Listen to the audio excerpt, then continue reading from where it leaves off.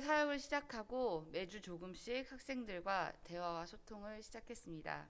그중 하나가 제가 설교 시간에 지난주에 배운 말씀, 그동안 배운 말씀을 아이들에게 퀴즈를 내고 아이들이 굉장히 부끄러워할 수 있으나 마이크를 직접 대고 아이들에게 대답을 어떻게든 받아냅니다. 예, 거의 받아내는 수준입니다. 처음엔 아이들이 이제 그 어떤 선물을 주더라도 대답을 잘 안 했어요. 다 아는데. 사실 눈빛을 보면 알거든요. 이 아이들이 아는지 모르는지. 아는데도 대답을 이제 좀 창피하기도 하고, 아직 저랑 본지 얼마나 됐다고, 이분은 얼마나 됐다고 이렇게 자꾸 마이크를 대고 시키지? 라는 그 낯섦, 이것도 좀 느껴졌고요. 하지만 이제 이에 굴하지 않고 저와 선생님들은 매주 아이들에게 선물도 주고 이렇게 힌트도 막 줘가면서 대답을 계속 시켰습니다. 그랬더니 이제 이 아이들이 이거 대답 안 하면은 이거 안 넘어가겠다 이 마이크가 이제 포기를 한 건지 아니면 그래도 선생님들과 앞에 서 있는 제가 매주 거의 까만 옷을 입고 갔더라고요. 네.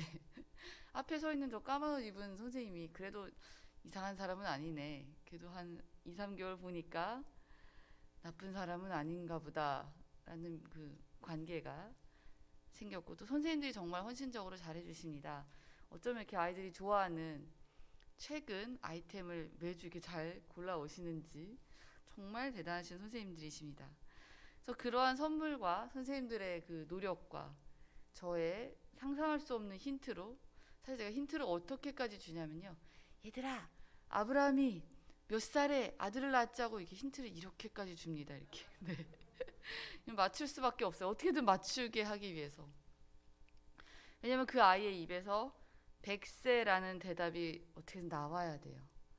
제가 예전에 주의 깊게 읽은 논문 중에 사람이 배우는데 눈으로 보고 귀로 듣고 한번 풀어보고 입으로 대답을 해야 완전히 머리와 마음에 각인이 잘 된다고 합니다. 마지막 단계로는 이제 그걸 남에게 설명을 해줄 줄 알면은 정말 아는 것이지요.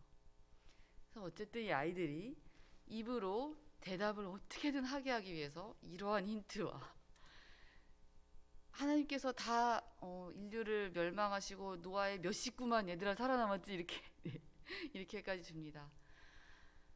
그러면 아이들이 100세요, 8명이요 라는 대답을 비록 저의 손가락을 보고는 하지만 그 머릿속에 100세 아이가 태어났다고? 그게 어떻게 가능해? 라는 의문을 가져보기를 원하는 것이 저와 선생님들의 바람입니다. 8명 딱 살아남았다고? 지금 인류 되게 많아졌네? 라는 의문부터 또 하나님의 역사와 성경의 진리를 깨달아 가기를 원하는 것이 이제 저희의 간절한 바람인 것이지요. 그래서 아이들에게 조그만 선물을 줍니다. 사실 요즘 학생들이 정말 차고 넘치는 시대에 그 선물을 받기 위해서 대답을 한다기보다 저는 이제 하나님께서 역사를 드디어 시작하셨다고 믿고 있습니다. 네. 아이들이 그래도 선물 때문이 아니라 그래도 하나님의 말씀이 좋고 기억이 나고 선생님들이 좋기 때문에 대답을 해주는 것이 아닐까라는 생각이 듭니다. 사실 그 마카롱, 요즘에 이렇게 마카롱을 선물해 주거든요. 마카롱이 작은 가격에 비해 굉장히 맛있고 아이들이 좋아해요. 근데 그거 하나만 사러 카페에 가기는 좀 쑥스러우니까 아이들이 되게 좋아하더라고요. 근데 이 마카롱은 이제 핑계인 것이죠. 예, 이거 줄 테니까 맞춰봐. 지만 사실 이거보다 더 중요한 생명의 양식을 아이들이 누리고 또 살아가면서 혹시라도 선택의 기로에 있거나 아이들이라서 적을 수 있으나 아니 힘들 때 하나님의 말씀이 떠올라서 그래 100세에도 아이가 태어났다는데 나의 어려운 삶을 하나님께서 인도해 주시지 않을까 라는 그때 딱 하나님의 위로가 떠오르기를 저희는 정말 간절히 바라고 기도하고 있습니다. 예, 그렇게 마카롱을 아이들이 받고 나면 눈빛이 조금 긴장이 풀려요. 그러고 나서 저희는 설교 말씀을 진행하고 이후 선생님들이 각 반 모임이 끝나면 함께 기도도 하고 근황도 물어보면서 예배를 마무리를 하게 됩니다. 사실 선생님들과 제가 택할 수 있는 가장 쉬운 방법은 그냥 아이들이 왔을 때 바로 마카롱을 주는 것이죠. 자, 먹어. 그러면 막 이런 힌트도 막 안 주고 막 어떻게든 대답을 유도해내려는 그 힘든 노력. 사실 저도 좀 앞에서 진행을 하면서 약간 창피하거든요. 박경자 선생님 저도 좀 아무렇지 않게 말하는 것 같으나 저도 심장이 둥둥둥둥 떨립니다. 하지만 아이들이 입술을 떼어 대답할 때 스마트폰에 익숙하던 그 세대가 입을 열어 하나님의 말씀을 묵상하고 고백할 때 더 큰 역사가 일어나지 않을까 라는 고민으로 앞으로도 계속해 나갈 겁니다. 물론 이제 방식은 조금씩 달라지겠지요. 이제는 이런 힌트 말고 그 다음은 그 다음 단계 아이들이 직접 대답할 수 있을 때 선물을 주겠죠. 그래서 몇 개월 단위로 단계를 밟고 나름의 계획이 마음 안에 서가고 있습니다. 만약 하나님께서 이스라엘에게 주시고자 했던 것이 저희에겐 마카롱, 하나님의 이스라엘 백성 입장에서는 만약 가나안 땅 딱 하나였다면 하나님께서는 가장 쉬운 방법을 택하실 수 있었을 것입니다. 바로 그들을 지름길로 샥 인도를 하신 다음에 중간중간 목마르면 오아시스 펑펑 이게 나오고요. 예, 무에서 유를 창조하신 하나님이 사막에서 오아시스 하나 만드시는 거는 일도 아니죠. 네. 중간에 전쟁을 할 일이 있으면 갑자기 하나님의 군사가 확 나타나서 불이 떨어져서 그런 일도 있었습니다. 하나님께서 정말 이스라엘 백성을 가만히 두시고 전쟁을 다 혼자서 치르신 적이 가장 많았죠, 사실은. 네. 하지만 하나님께서 이제 그 다음 세대에게 원하시는 것은 한 걸음의 역사를 오늘 가르쳐주고 계십니다. 하나님께서는 이스라엘에게 그냥 가나안 땅에 후딱 들어가셔서 그들이 가나안 땅에서 열심히 이후로 행복하게 살았더라 라고 끝나는 것이 하나님의 목적이 아니었습니다. 하나님은 오늘 여호수아 3장 7절 말씀에 내가 모세와 함께 있었던 것 같이 너희와 함께 있는 것을 그들이 알게 하리라 라고 말씀하시고 계십니다. 가나안 땅 자체가 목적이 아니라 하나님은 항상 너희 이스라엘과 함께 있다 라는 사실을 이스라엘이 배워 알고 앞으로도 살아가게 하는 것이 하나님의 광야 여정의 이유라고 하나님께서는 말씀하시고 있습니다.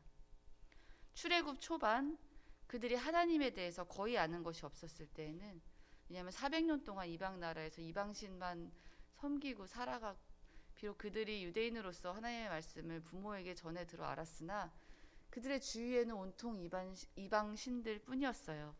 그래서 출애굽 초반 하나님에 대해 경험한 것이 거의 없고 아는 것이 거의 없었을 때는 하나님께서는 그들에게 가만히 있으라라고 하셨습니다. 그래서 그들이 홍해라는 도저히 어떻게 손 쓸 수 없는 일 앞에서 하나님은 가만히 있으라고 하셨습니다. 지금은 이제 그 광야 1세대가 모두 불순종으로 죽고 광야 2세대가 요단강 앞에 서 있습니다. 광야 2세대는 어떠할까요? 그들은 불순종으로 인해 광야에서 죽은 세대의 다음 세대들입니다. 비록 그들은 홍해를 걸은 세대는 아니지만 그 이야기를 전해 들은 세대입니다. 또한 그들은 그들의 부모의 세대와 조상의 세대가 하나님 앞에서 불순종하다가 결국 약속의 땅을 가지도 못하고 광야에서 죽는 것을 본 세대입니다. 그래서 그들은 순종과 불순종이 어떠한 결과를 낳아오는지 적어도 어렴풋이 본 세대이지요. 또한 그들은 홍해를 건너지는 않았지만 하나님께서 광야에서 매일매일 그들을 먹이시는 것을 경험한 세대입니다. 만나는 그들이 순종을 하거나 불순종을 하거나 그 어떠한 일이 일어나더라도 끊기지 않은 양식입니다. 하나님께 반역했을 때도 다음날 만나가 내렸고 하나님 말씀 잘 듣고 잘 가도 만나가 내렸습니다. 우리가 아무리 잘못해도 잘못으로 인한 결과는 불순종으로 인한 결과는 가나안에 못 들어가는 가슴 아픈 역사를 낳았지만 우리가 잘못을 저지러도 또 아무리 잘해도 그거와 상관없이 임하는 하나님의 은혜의 역사를 경험한 세대입니다. 직접 홍해를 건넌 세대는 아니지만 이런 매일의 만나와 구름 기둥과 불 기둥을 보며 임하시는 하나님을 경험한 세대입니다. 그런 그들이 이제 하나님께서 특별한 명령을 내리십니다. 바로 넘실대는 물에 한 걸음을 내디디라는 것이죠. 하나님에 대해 요 정도 배운 그 세대는 이제 요만큼 발을 내디뎌야 할 때가 되었습니다. 범람하는 시기에 요단강은 정말로 왜 저희 가끔 장마 때 되면 홍천강도 정말 무섭게 흘러가잖아요. 그런 것처럼 사람이 건너기에 매우 깊고 물살이 매우 세다고 합니다. 또한 그들은 맨몸으로 가는 것이 아니라 늘 장막과 텐트를 치고 살았기 때문에 가지고 있는 짐도 많았고요. 어린아이도 있었을 것이고, 여러 가지 몸이 약한 지체들도 있었을 것입니다. 하지만 하나님께서 그들에게 말씀하십니다. 한 걸음 내디뎌라. 또 감사하게 하나님께서는 미리 또 말씀하셨어요. 제사장들이 한 걸음 내디디면 강물이 마르리라. 하나님께서는 방법과 앞으로 일어날 결과까지 미리 말씀해 주셨습니다. 하나님께서 함께 하심의 상징인 언약궤를 맨 제사장들이 먼저 발을 담가야 했습니다. 그것을 통해서도 이스라엘 백성은 볼 수 있는 것이죠. 하나님의 상징이 먼저 가야 하는구나. 하나님의 상징이 먼저 임할 때 우리의 이 삶이 이후 열리는구나. 이후 펼쳐질 오늘 본문의 내용은 아니지만 여리고 전투도 마찬가지였습니다. 하나님께서 이스라엘 백성에게 기계를 만들고 톱을 들고 도끼를 들어서 여리고 백성을 어떻게든 부숴라, 부실 때까지 부셔라라는 명령을 하신 것이 아니라 몇 바퀴 돌라고만 하셨습니다. 아무것도 안 들고 있는 것은 아니고요. 말도 안 되는 일이고 이거 한다고 뭐가 달라질 게 있을까? 라는 생각이 들지만 하나님께서는 한 바퀴씩, 그다음에 마지막 날에는 7바퀴를 돌으라고 하셨습니다. 여리고 전투는 하나님께서 99.9999%다 하셨지만 딱 그만큼 사람이 했어야 하는 일입니다. 이렇게 한다고 달라질까? 요 한 걸음을 내딛는다고 무엇이 달라질까? 한 바퀴 여리고성, 13바퀴 여리고성을 돈다고 무엇이 달라질까? 이것이 의미가 있을까라는 생각이 들 수도 있습니다. 아니면 신앙생활을 또 이렇게 오래 하고 하나님의 기적을 경험하다 보면은, 저는 많이 경험 못했지만 어차피 하나님께서 다 해주실 텐데 좀 그냥 기다리면 되지 않을까라는 생각이 들 때도 있습니다.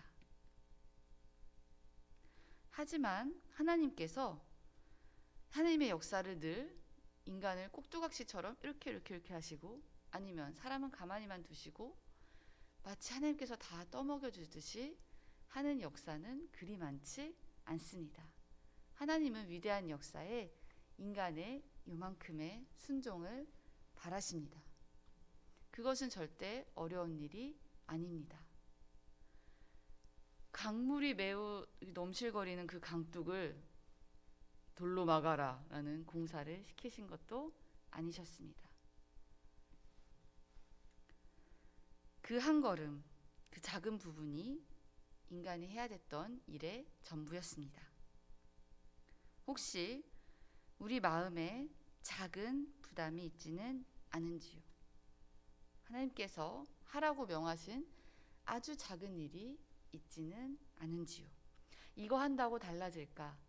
라는 생각이 들 정도로 작은 일일 수 있고, 이거 내가 안 해도 잘 하나님께서 이루어주시지 않을까? 라는 일일 수도 있습니다. 그 작은 마음의 부담이 이웃과의 관계에서 먼저 한 걸음 다가가거나, 아니면 관계에 있어서 화해이든 위로이든 한마디를 먼저 하는 일일 수 있습니다. 요즘 적극적으로 전도를 할 수 없으나 우리 홍천중학교의 담임 목사님 말씀을 전달하는 일, 이걸 과연 이웃이 들을까? 라는 생각이 들 수도 있지만 이후 어떤 역사가 일어날지는 하나님께서 하시는 일입니다. 또한 교회 신문을 건네는 일, 요즘 잘 지내요? 라고 한번 물어보는 일, 또는 물질로 섬기는 일, 해보지 않은 일에 도전하는 일, 교회 봉사의 한 부분을 이제는 내가 맡아볼까? 라는 마음으로 맞는 부분일 수도 있습니다. 그 작은 한 걸음이 무엇인지는 각자에게 하나님께서 주신 마음이 있으실 것입니다. 저에게도 물론 있고요. 하나님께서는 그 작은 한 걸음을 내디디라고 하십니다. 말씀에 비추어 우리가 내딛어야 하는 작은 걸음이 무엇인지, 또한 동시에 혹시 하나님께서 그 작은 한 걸음을 가르쳐 주셨다면, 마음에게도 부담을 주신다면 그 걸음을 한 걸음 내딛어서 하나님께서 이후에 주실 정말 그 가나안 땅의 축복과 하나님의 기적을 맛보시고, 또한 우리 교회 공동체가 다 함께 정말 즐겁고 행복한 하나님 아버지의 이후의 역사를 경험하는 우리의 교회 공동체가 되었으면 좋겠습니다. 그리하여 오늘 기도하실 때 하나님께서 깨닫게 해주시는 역사와, 또한 오늘은 삶을 살아갈 때 그 한 걸음을 먼저 내딛는 역사가 일어나기를 마음에 소망합니다. 기도하시겠습니다.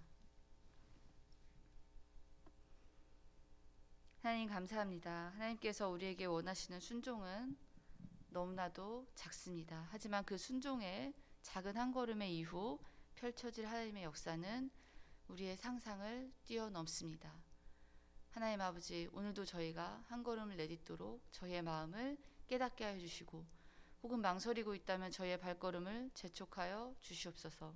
그렇게 하나님의 말씀에 순종하며 나아가는 우리 귀한 홍천중앙교회 성도님들과 이 귀한 교회가 될 수 있도록 도와주시옵소서. 감사드리며 예수님의 이름으로 기도했습니다. 아멘.